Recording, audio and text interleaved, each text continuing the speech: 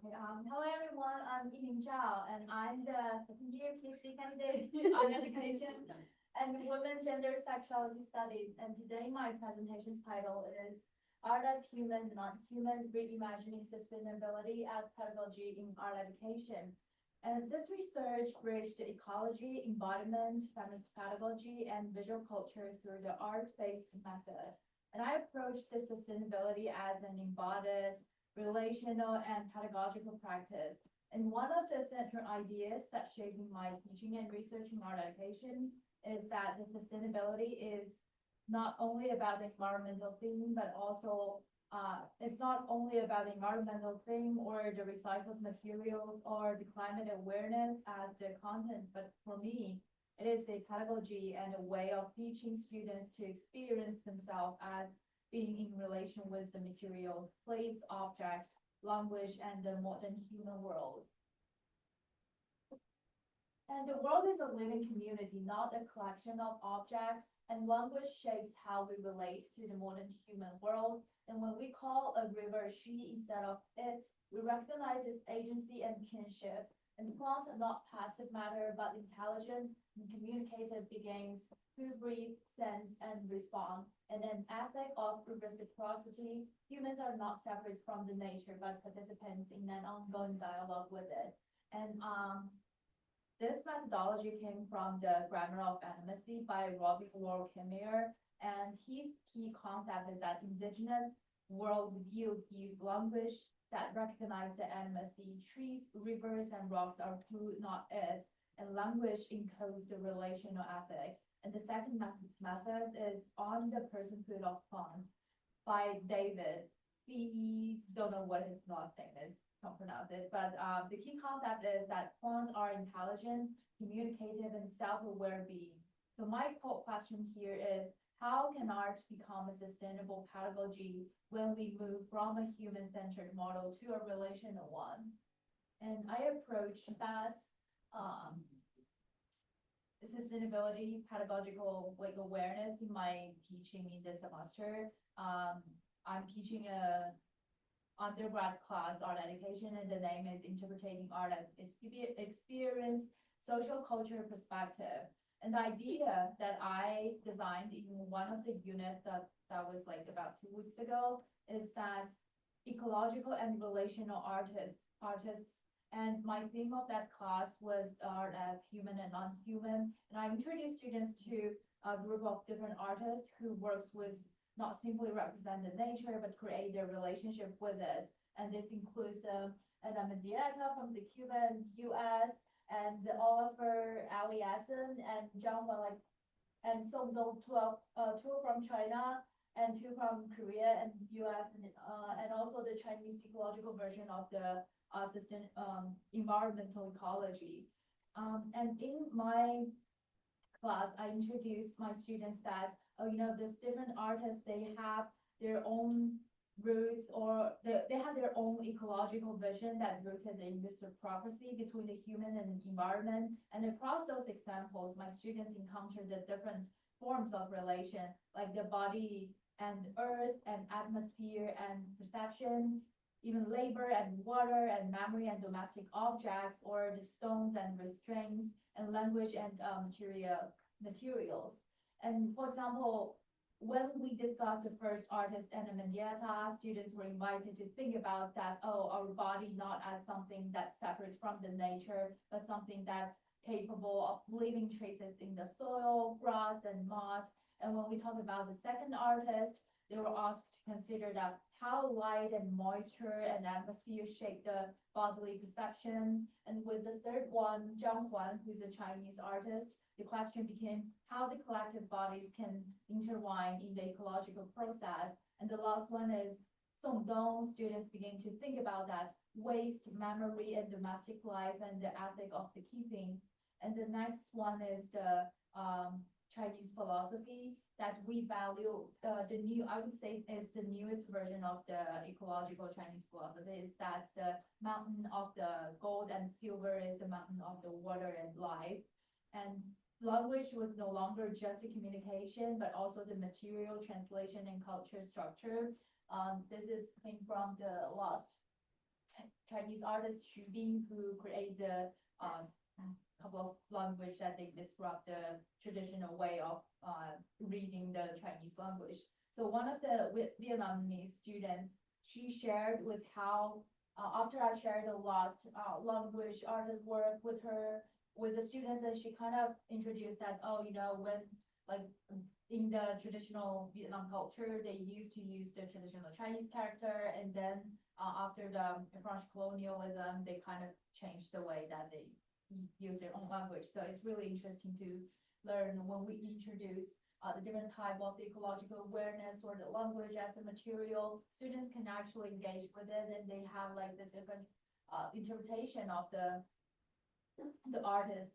So here I want to emphasize that what mattered to me pedagogical was not only the artists themselves, but the question they allow students to ask.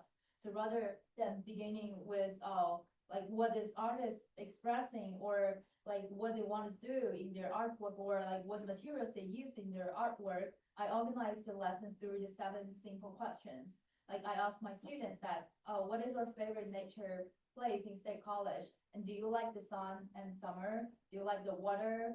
Do you like to collect or keep stuff? What do you think about the nature resources? Do you like the stone, and what does language mean to you? And all of those 7 questions came from the 7 artists that I shared with my students. And I feel that it's just really special and different from my previous teaching experience, because in that class, I sit with my students. I kind of have the conversation with them as the peers, not as the instructor. I did not stand with them, and I just talk with them in, we do the round table. Each of the 2 of the students will answer one of the questions, and when we answer the last question, that I asked the Chinese student that, do you like the stones? And he kind of answered that, not personally, but stone, like in Chinese culture, we love stone a lot. There is type of the stone called jade.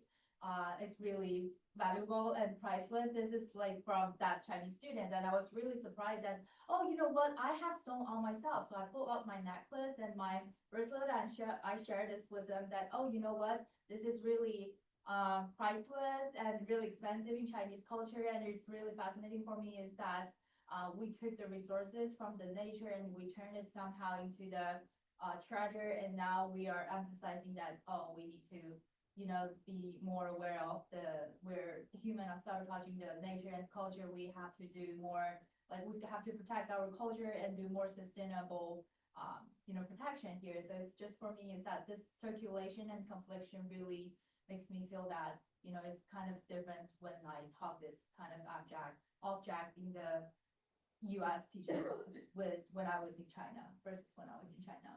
So so those 7 questions might sound really ordinary, but I think it's really important because you never know that simple question, you get the simple question to students, you never know that what they will answer back. So for example, when I asked the last question, what does language mean to you? And there are 2 students, one, she is American, the other one, she's Vietnamese, and the Vietnamese students, she answered me that, oh, we used to use the Chinese characters in ancient Vietnam. But for the American students, she said that when I was on the phone with my best friend, she can speak Spanish, and when she speaks Spanish with her family, and I felt that really, oh, I wish I could learn the second language. So, just one simple question with different students, it really can bring different memories, and you can see these questions through their memories and through their living lives. So in this way, my pedagogical way of getting to the sustainability enter the classroom not as a slogan but as the mode of attention. I enjoy teaching the class a lot. And I also want to emphasize that this approach is not only about the teaching or the environment, it's also about the social, and also in my teaching, sustainability has to include how value is produced and how beauty is defined, and how certain bodies and objects and effects are dismissed as excessive, ugly, or disposable. So my own positionality as a Chinese woman and international students studying in the US, and an instructor that teaching in the US class facing my diversity background of my students, and also students who's pursuing my PhD. I would say my identity is kind of complicated for myself. So teaching here or bringing all of my awareness together is kind of challenging, especially when I teach in the class.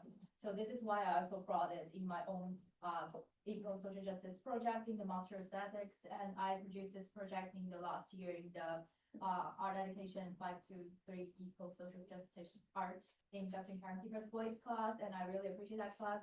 And I also bring this project into my teaching, into my art education 211 class, and I introduced this with my students. It's right after we had that conversation with the stone and the waste. So I kind of tell them that, oh, before that, one of the questions, do you like the sun and the summer? When the students answer this question, oh, I really like the summer because the state college is, we always have the seasonal depression when it's during the winter, and they really love the summer. And I said, you know what, I really love the summer too, but I started to hate summer when I get tanned. When I was in England, I tried to, this was my first time studying abroad, having the transnational education background.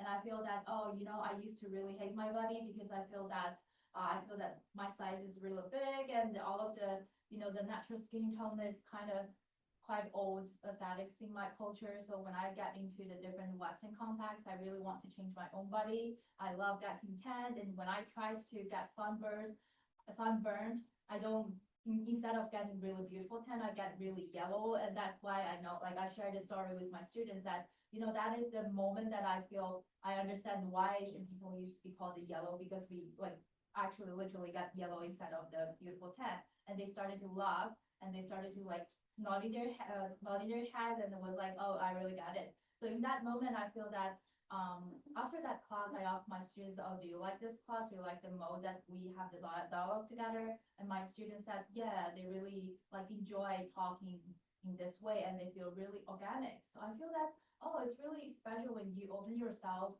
when you, just kind of be openness, and when you talk to your students with the coming from your living experience and your own positionality, and the culture matters with each other. So that's why I brought this project in my classroom, and I kind of asked them to write some reflection about how do you feel that when you put yourself as an object in the nature, and what ecological and relational perspective you would have from our class.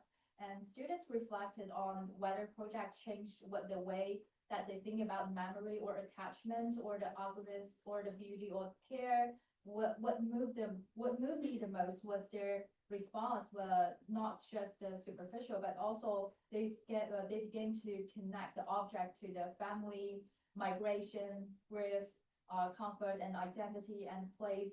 And some reflected the stuffed animals or shells or jewelries or books and cameras. I have all of those response in my reflections discussion board, so it's all written, but I didn't put it on here because I think it's kind of confidential in my class, and I kind of need their permission. Yeah, thank you, permission from them. So I just kind of auto expressing it. So some of them started to question about the consumer and the the pop culture value, and instead of focusing on the personal meaning, relation, and memory. So I feel that, oh, I consider my students as like my kids, and I've always told myself that, after the class, my kids started to think about something different, and I really feel that I contribute a lot to like the way they're growing in their like own way. So they recognize that the beauty and making space for identities are often marginalized, and those reflections show to me that art can create a space where the sustainability becomes not about the saving resources, but about rethinking the system of value.